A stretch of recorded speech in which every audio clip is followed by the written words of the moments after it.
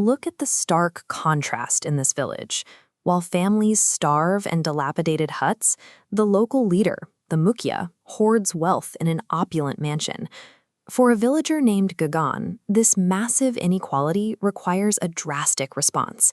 He and his brothers turn to burglary, operating under a simple rationale. Stealing from the corrupt rich is the only way to feed the helpless poor. But that twisted moral code unravels quickly.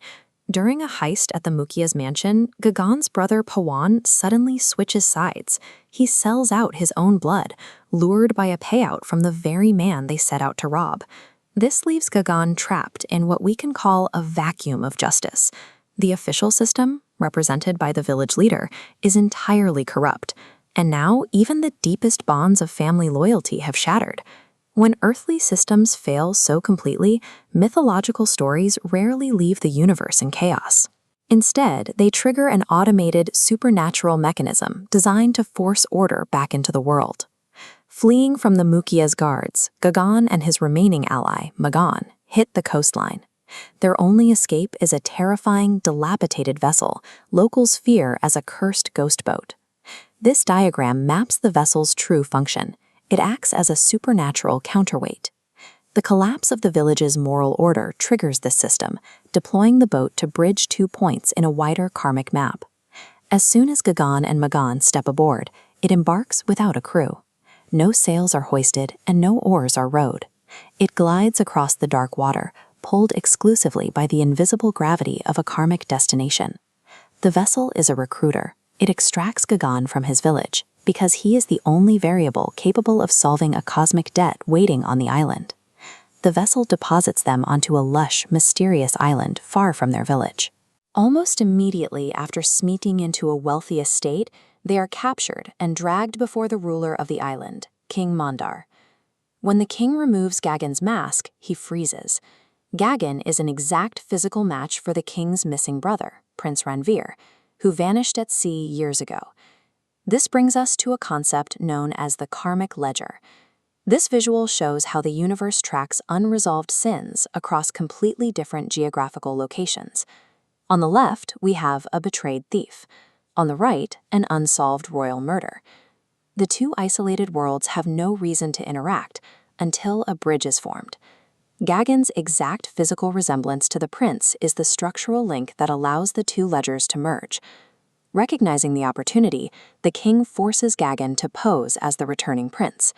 Overnight, a petty thief is repositioned as a royal investigator, tasked with drawing out whoever plotted against the real Ranveer. The supernatural ledger required an audit of a royal murder, and it imported a perfect physical proxy to execute it. Gagan wanders the crowded marketplace in his new royal attire, waiting for a reaction. Amidst the chaos, an old man approaches him, bewildered by his survival, and accidentally reveals his true identity.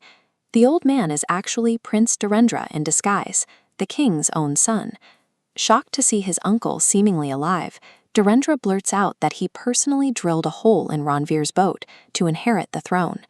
Dhirendra scuttled a royal ship for a throne. Back in the village, Pawan scuttled his own family for a handful of coins. Look closely at how fate aligns these events.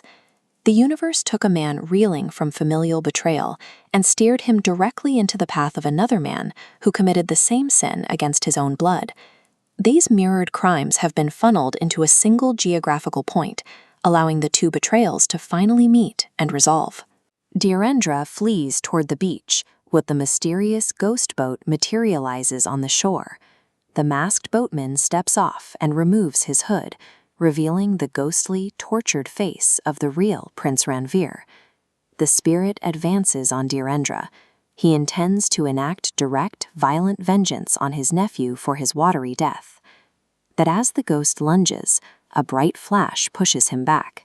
Dhirendra is wearing a magical amulet that acts as an impenetrable physical barrier, completely neutralizing the ghost's supernatural attack.